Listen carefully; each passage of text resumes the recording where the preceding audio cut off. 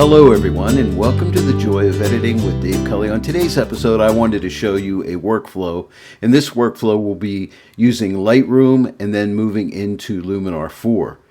And there's some interesting things here that I want to show you, and I think it'll be very informative for you, so stay tuned. Let's get started. Okay, to start off here, there's a couple ways you can go about this. Okay, now right now this image right here, I did some basic edits on it here. Typically what you would do in Lightroom, which I'm sure you're already familiar with doing those.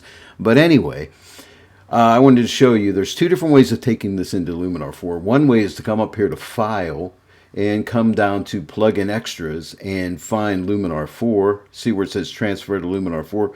Give that a click. That'll take us into Luminar 4. Now this is kind of special because what it does is when it brings it into Luminar 4, it brings it in as a raw file. And all the adjustments that I made to it in Lightroom, they do not come with it. This is very important. So it kind of looks dull. This is just a raw image. And see right here, it says raw. There's no adjustments on it. Like if I click on light here, you'll see there's no adjustments. Just the white balance, which was as shot in my camera, okay? Let me shut these looks off to get those off the screen. So this is basically a raw image here, and I could come here and edit it. Okay, so I wanted to point that out first. So that's one way of bringing your image into Luminar 4. Now let's just cancel this and go back to Lightroom.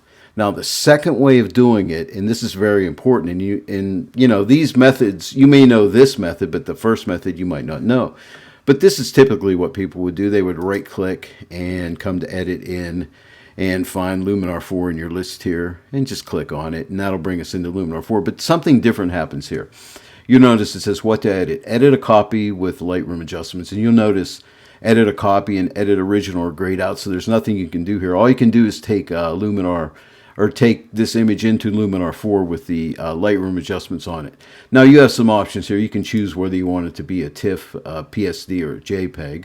I usually go in as TIFF because you get the highest resolution that way. And then you can adjust your resolution here. And typically I use 360. Because I have a Epson printer and it likes 360, and I don't use compression, and using my color space I'll change this to Pro Photo so I can get the full, you know, get all the color space out of the image that I can get. I want to get every piece of information and color out as I can, so I'll use that. And then you'll just click on Edit. Now when it goes into Luminar 4, these adjustments will be on it. So you notice when I took it in the plugin extras, it came in as a raw file. Now it doesn't say raw here anymore, and it just comes in as a TIFF. And you notice all the settings are intact. So those are the two different ways. And I wanted to point that out up front because that's very important which way you decide you want to go there.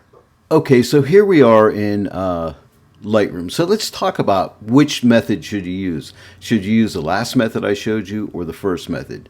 Now, I prefer the first method because you go into Luminar 4 as a raw image. I just like to work that way. Or you could go ahead here and make your adjustments in Lightroom, do everything that you want to do in Lightroom here, and then go into Luminar 4. I mean, it really doesn't make much difference because if you go in as a TIFF, you're getting a high resolution image going into Luminar 4. So if you prefer to start out in Lightroom and make adjustments, that's good. That'll work out nicely. But what I like to do is just come up to the file and go to Plugin Extras and click on Transfer to Luminar 4 because I showed you previously that brings us into Luminar 4 as a raw image, and then I can do all my edits right inside of Luminar 4. So I'll just work from the light panel here and work on the light here. And also check this out, in advanced settings you also have profiles. So you have the Luminar default profile, or you could change it to the Adobe standard. And as you hover over these, you'll see the effect that the different profiles will make.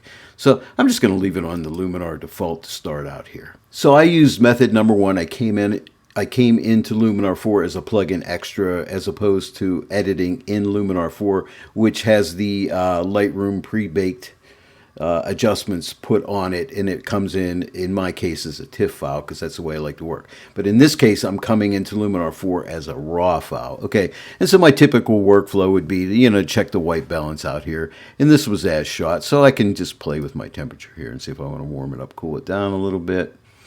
And I'm generally happy with my auto white balance in my camera, so I'm just going to go ahead and leave it on as shot because I think that is fine. Maybe what happens, let's see what happens if I pull up my magenta a little bit. Yeah, maybe I'll just pull up the tint towards the magenta a little bit because this flower has a bit of a pinkish tint to it, so I think it helps it a little bit. And again, I have it on Luminar default, so now I can come here and play with my exposure here. And looking at my histogram as well, do I want to lighten it up? Where am I at here? Exposure, here you go. So do I want to lighten it up or darken it up a bit? I might just take the exposure slightly back, not much. Then we can play with our smart contrast and see what we get here. In this image, I might just take my smart contrast and just pull it back a little bit because it is a flower image shot with a macro lens, and it was like I got a lot of nice bokeh effect in here, so I don't want to go too strong on my contrast, and it looks pretty good right here. And let's look at our highlights here. Do I want to make those lighter or darker? I might just want to pull those highlights back a little bit so I don't lose any detail in these petals in here. So as you see, as I pull that up, they start to look a little funky. So I might just pull that back a little bit. Now we can play with our shadows. A lot of times I'll open my shadows up a little bit in flowers because I want to keep a nice open, airy feel to them. And maybe something right around there. And then we can look at our white and black point. Now if I look here, everything looks pretty good. If I type my J key, I can see if I'm clipping anywhere. And it looks pretty good. But to set a black point, you can just start to pull the blacks back to the left or go to the right just till you see some blue. And that is, where you're starting to lose detail in the blacks or the blue shows up. But in my case, I don't want that much contrast in my image, so I'm going to use a creative license here and put this where I think it looks good. And I'm kind of looking right in here in this part of the flower here because I don't want to lose any details in there. And I've already opened up my shadows a little bit. And then, of course, with the whites, you could set a white point by moving this to the right just till you start seeing some clipping here. And I don't see any clipping here at all. So we can pretty much just move this wherever we like because we're not going to be clipping it. But I'm just looking at the image and seeing where I think it looks best. And I think maybe right around in there looks good. Now we can come here and play with our curves if we wanted to. We could add a little bit of a contrast bump on our curve, make a little S curve in here if we wanted to do that. And if I don't really want to do that, so what I'm going to do is double click this point, and that gets rid of that point, and double click this one, and that gets rid of that one. And of course, my profile is set for the Luminar default. So that's step one. Now remember, we are working on a raw file, so what we need to do is come up here to Canvas. Before you get too far along in this process, don't forget to do this. Come up to Canvas and come to Lens and Geometry. Click that. And Luminar is set up to recognize most modern lenses, so it'll automatically correct those lenses. But to do that, you have to click Auto Distortion Corrections. Check that.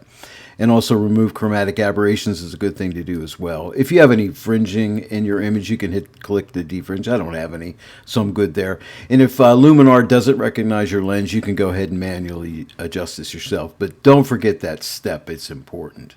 Let me go ahead and shut off these looks here because I don't like seeing them there. They distract me, so I'll just click on looks and get rid of them. The next step I'd like to do is hit AI Enhance here and go to AI Accent, and let's just play with that and see what we get here.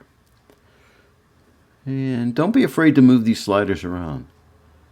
And sometimes you can get a really nice effect if you take it the whole way up, but that's way too strong. So I'm thinking maybe right around there, around a 36 is looking pretty good. Let's click this toggle so we can see the before and after the effect. Yeah, that looks pretty good. Don't necessarily like what it's doing to the background, so I think I'm just going to mask it on the flower. And of course, AI Sky Enhancer will do us no good here because we have no sky, and it's grayed out, which is cool. So let's go to Edit Mask, and let's just get a brush tool here. And let's just make sure we're on Paint In, and softness is 100%, where I like to keep it. Opacity is at 100%. And let's just start painting it on the flower here.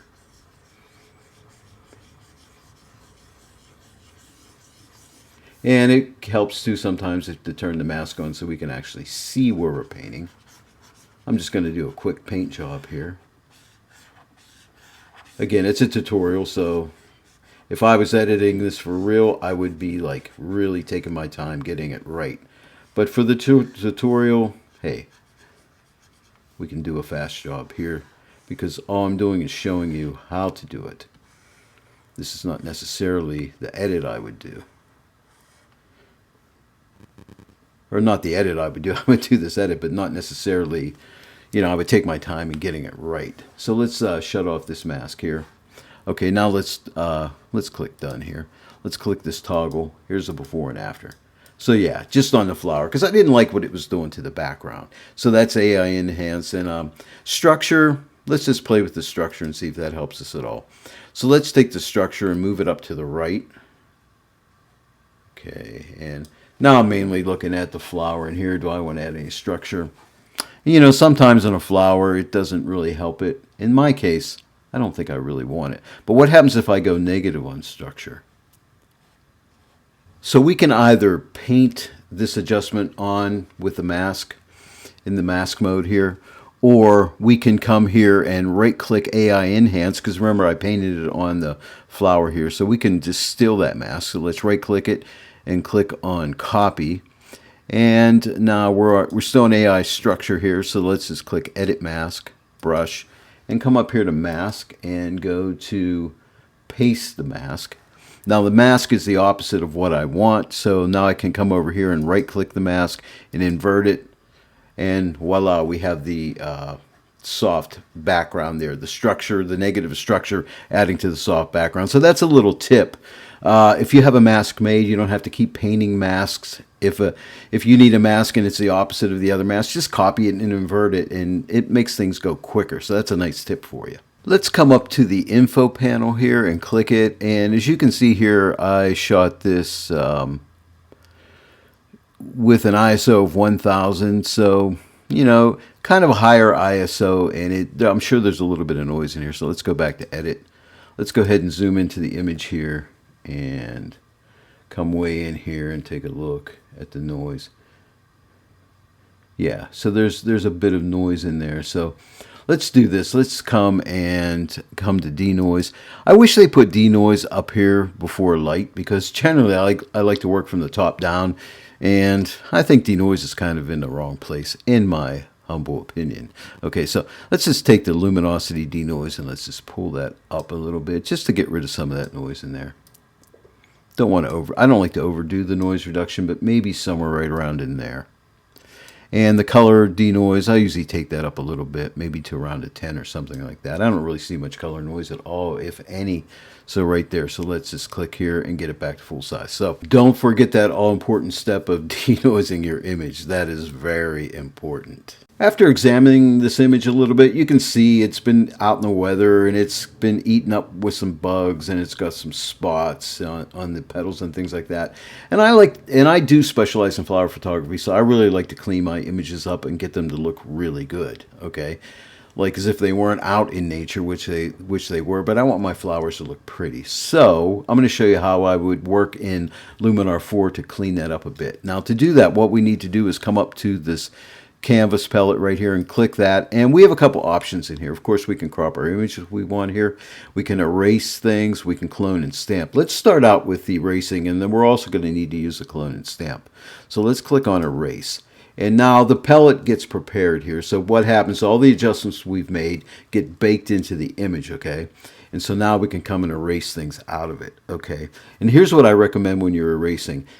Little things that aren't that hard for Luminar to fix, you can go ahead and grab a bunch of spots at once. But right now we're in the eraser, we're on add, and our size is at 20. And here's the button that you click when you're ready to erase. And if you painted over something that you really don't want to erase, you can clear it. For instance, if I click on a couple spots here and I said, no, I don't want those spots, I can hit the clear selection, it'll clear them away. But let's go ahead and just paint over a couple spots in here. Spots that I think Luminar will do a good job with. And here's a little spot over here, maybe this one right here. But take your time here and get all these spots fixed up. This little guy right here. Let's click erase and see how it does. Takes a few seconds for it to think. And that looks pretty good. And then we can come back and let's grab some more. and just work away at it. I'm not going to get them all, but you see how this works. Again, this is a tutorial, and you can just see the possibilities here. But maybe this guy right here. Let's click erase again. Now I'm going to show you a spot right here. The Luminar is going to have a hard time working with the eraser tool. So let's just paint over it, and I'll show you.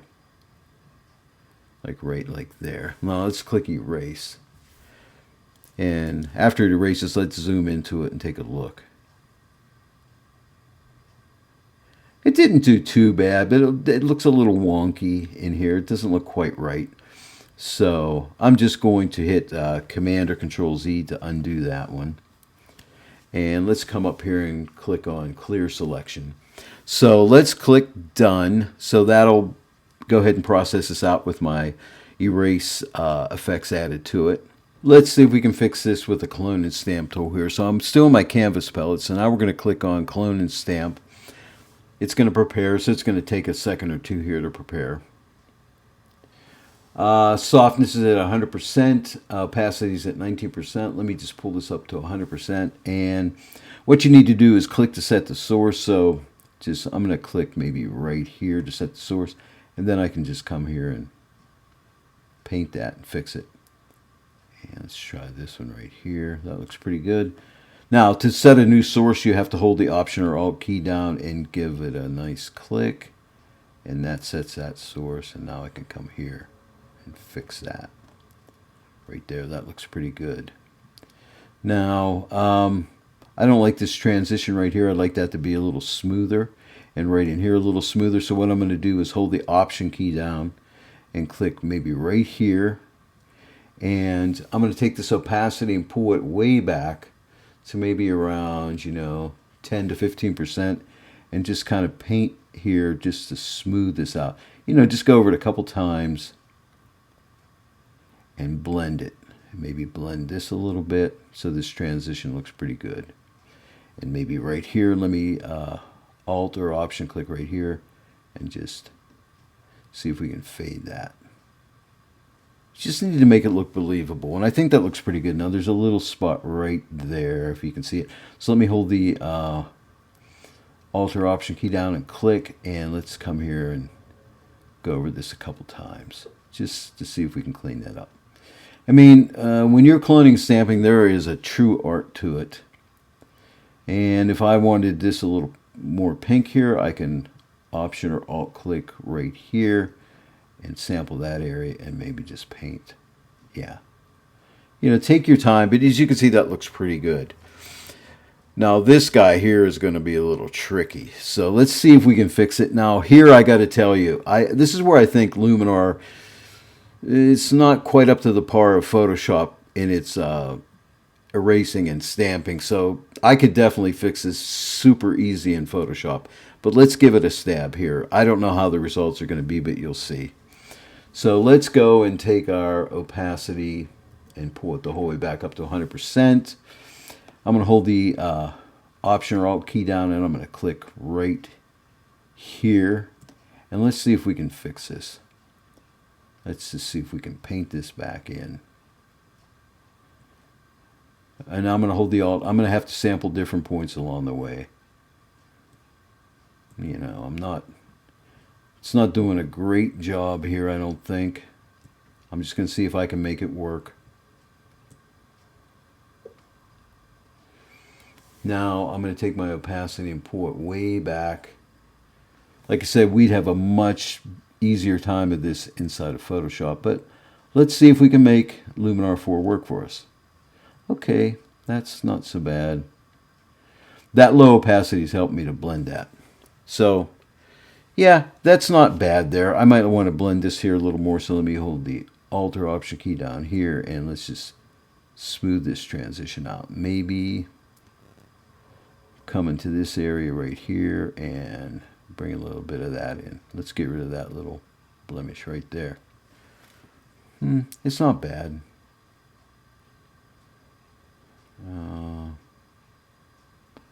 Sample here. It's tricky, I gotta say. I'm just sampling different points. And maybe right here we'll blend this in a little bit here. Okay, so that doesn't look bad. Hey, it's not perfect, but I think it is good enough. So when we're done here, all we have to do is click on done, and that'll process this out. Takes a second or two. This is real time, so however long it takes is how long it takes. There it is right there. So I think that looks pretty good. So let's go ahead here and click this eyeball here. So here's our before, and there's our after. So I think it did a nice job getting rid of the spots. Now I would probably take more time and do more. Oh, let's get this one right here. This is bugging me, where the bug ate it. Okay, so we're still in Canvas. Let's go to erase. Let's see if we can get rid of that with the erase tool. Okay, so let's, we're in the add mode, and our size is at 20, which is good, I think. Let's just paint across here, like that, and click erase right there, and see if that fixes it. And that's not bad. Let me hit it one more time right across here. Click erase. Yeah, not so much. Let me hit Command or Control Z. And one more time, Command or Control Z. And yeah, that's okay. Like I said, it's not the best, but it's acceptable. I think it would work. Let's just click done. So, in conclusion on the cloning and stamping tools in Luminar 4, they're pretty good. They're not awesomely good like Photoshop is. Photoshop, this is very easy to fix in Photoshop. Luminar 4, not so easy, but I think acceptable, and I could be happy with this.